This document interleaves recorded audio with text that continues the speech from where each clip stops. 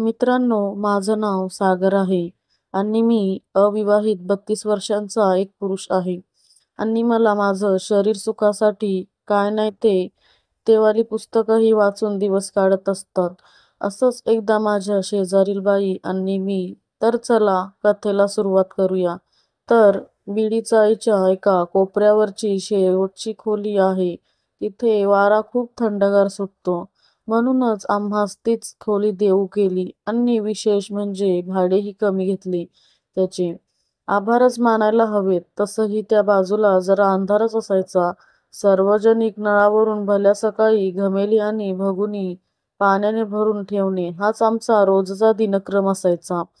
रोजच एकच मन दिनक्रम करून करून फारच कंटाळा आला होता.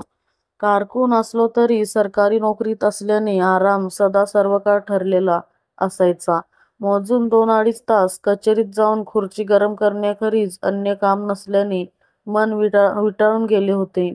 तसे दिवसभर चौपाटीवर भटकण्यातही मजा राहिली नव्हती. तर त्या दिवशी बुर्जीचं पार्सल आणून खोलीवर निवांत आस्वाद घेत होतो. कुणी एक बाई आली आणि डोकावून गेली. हे तर नेहमी होतं. चाळीत जरा म्हणून प्रायव्हसी नाही. ही तीच शेजारची बाई असणार. आज चौथ्यांदा डोकावून गेली. काही हवंय का आपल्याला? ती दरवाजापाशीच उभी असणार या अंदाजाने म्हणालो. मग साधारण 10-20 सेकंदाने पदराशी चाळा करत तिने पुन्हा हसून डोकावून पाहिले. काही नाही, सहजच बघतय. बहुतेक ती सुद्धा हवा-पाणी खायला बाहेर मोकळ्या जागेत आली असावी. मग शेजारधर्माला जागत आम्ही विचारले, झालं का जेवण? हा, खरं तर कुणास ठाऊक पण फार लोकप्रिय प्रश्न आहे. तर असा हा जबरदस्त प्रश्न विचारून मी बाहेर आलो आणि तांब्याभर पाण्याने चूळ भरून पिचकारी मारली आणि उघड्यावरच हात धुतले. मोकळ्या जागी हात धुण्याची गंमतच वेगळी. तुम्ही सरकारी नोकरीत आहात असं कळलं, ती म्हणाली. सरकारी हा शब्द ऐकला की आम्हास उत्साहाचे भरते येते. चांगलं तरतरीत वाटते. खरंय. आम्ही दुसरी पिचकारी मारत तिच्याकडे बघितले. बऱ्याच दिवसापूर्वी हैदोस नावाचं पुस्तक वाचलं होतं. अचानक त्याचीच आठवण झाली. सौंदर्याचा आयटम बॉम्ब वगैरे काय म्हणतात ते हेच. गोरीपणाने शृंगारास आतुर वगैरे असलेली ललना साक्षात पुढे उभी होती. आमच्या ह्यांच्या नोकरीचं काही बघता का? तिनं लाडवीळपणे विचारलं. ह्यांच्या म्हणजे तिच्या नवऱ्याबद्दल बोलत होती ती. नक्कीच नक्कीच. फक्त तेवढी कागदपत्रे वगैरे आणून द्या. आता माझ्यासारखा कारकून हिच्या दीडदमडीच्या नवऱ्याला सरकारी नोकरीत कसा काय चिकटवू शकतो, हे एक मोठे कोडे होते. हिचा नवरा वॉचमॅन आहे एवढे मला समजले. मग ती गेली. पुन्हा सामसूम झाली. मी झाडलोट करून व्हरांड्यात विडी शिलगावून बसलो. 11 वाजता एक शिडशिडत माणूस गेला. बेजार. एक ठेवून दिल्यास जमिनीवर कायमचा उताना पडेल असा एक इसम शेजारणीचं दार वाजवताना आढळला. च्यायला हा हिचा नवरा? याला ही असली आयटम बॉम्ब कशी पेटली? विडी जळत होती. और अंदर से कलेजा भी. मग झाली का ड्युटी? आम्ही जळून खाक होत त्याला विचारलं. वय, हे काय आताच आलो, तो बोलला. दार उघडले. तो गेला. दार बंद झाले. मी दुसरी विडी शिलगावली. रात्री झोपेतून जाग आली. बाजूच्या खोलीतून दणादण आवाज येत होते. मी ते लक्षपूर्वक ऐकले. च्यायला सकाळ झाली. घमेल घेऊन सार्वजनिक नळावर गेलो.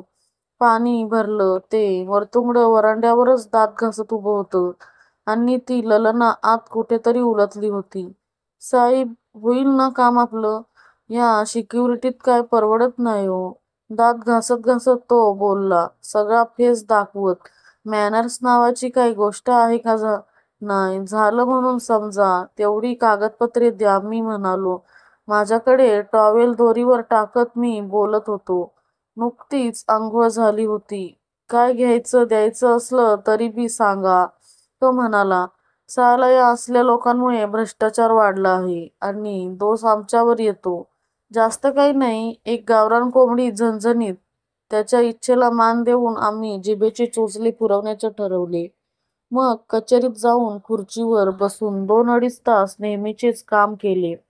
चौपाटीवर फिरलो, भेलपुरी खाल्ली. सहज आठवले तसे हैदोसचा एक उत्तान अंक विकत घेतला आणि घाईघाईने दुपारीच खोलीवर पोहोचलो.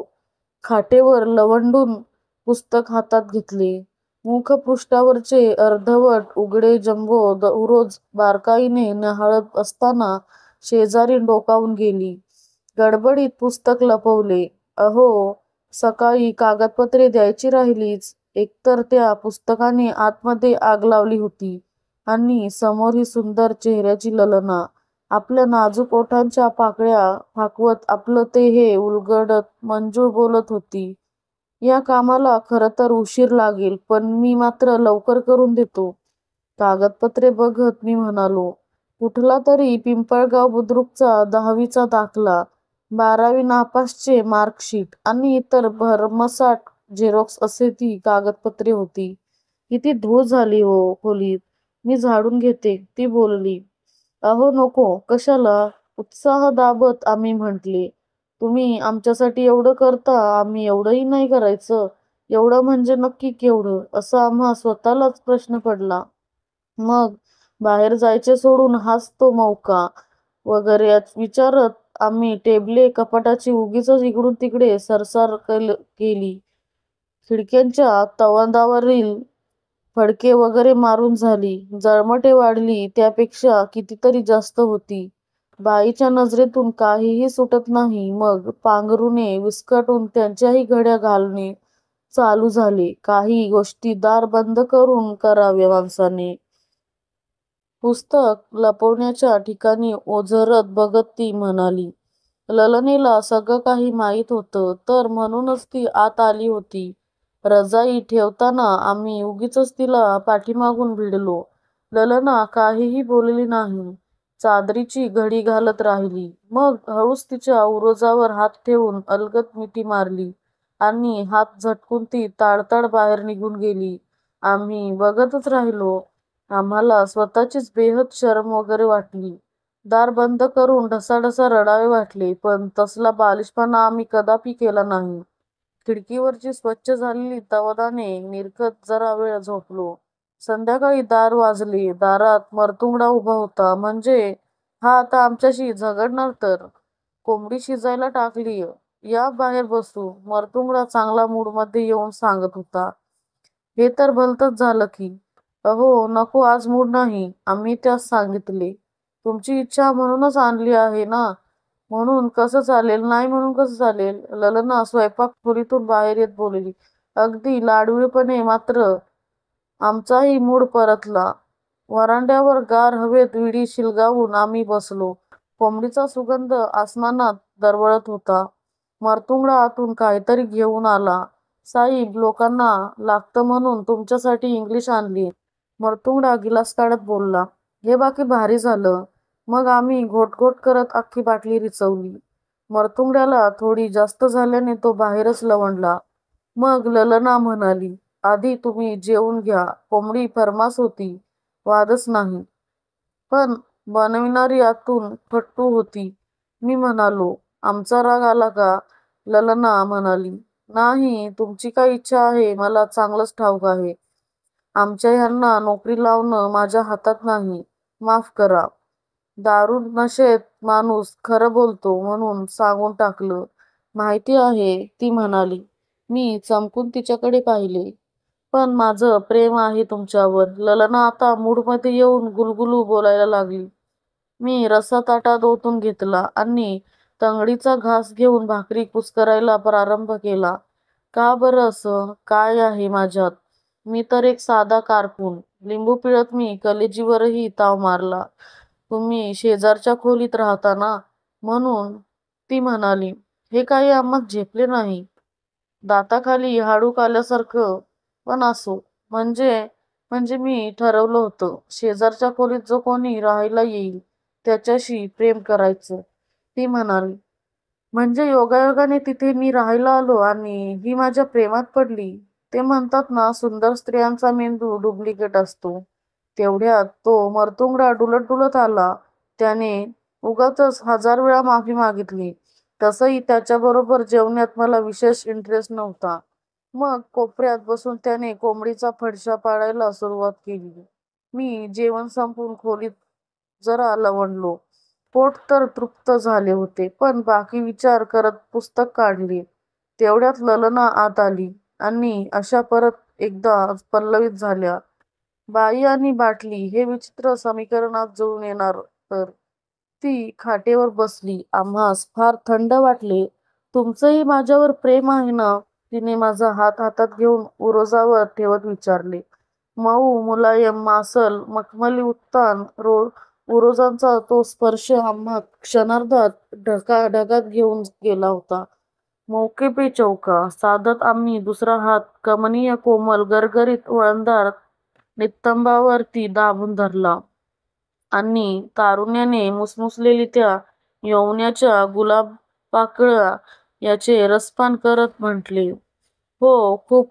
आम्ही आता प्रवेश करून त्या मदनिकेचा मदनमणी कुस्करण्याच्याच बेतात होतो की मदनिका स्वतःच माझ्या बाहुपाशातून सोडवत म्हणाली, घाई नको, उद्या आमच्या ह्यांची रातपाळी आहे.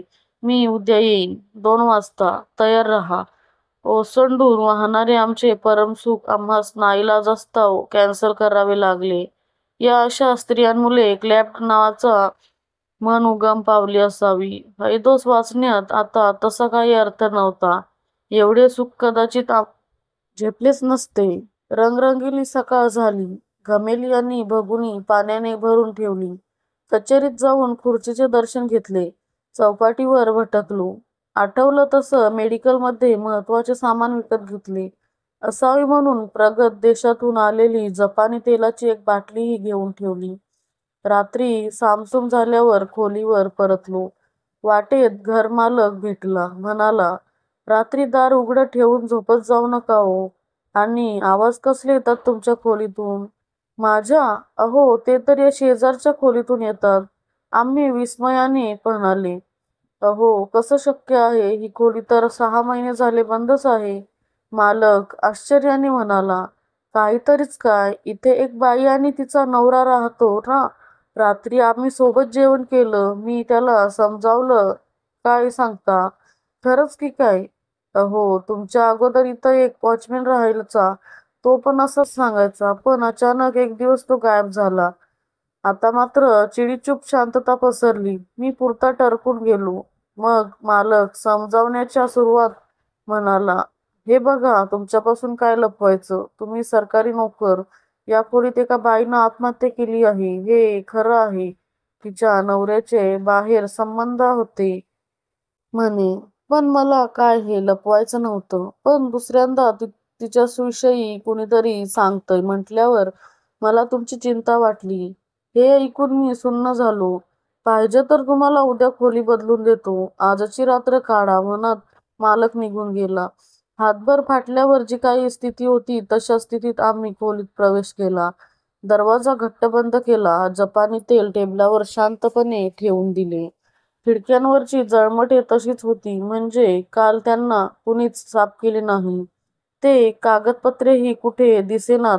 हैदोस नावाच्या पुस्तकाकडे आता बघवत नव्हते.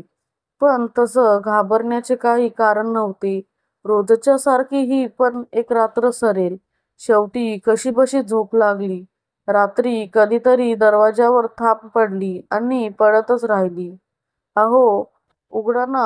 आज दार का बंद केलंय? 2 वाजले मी आले. भीतीने माझी गाळण उडाली.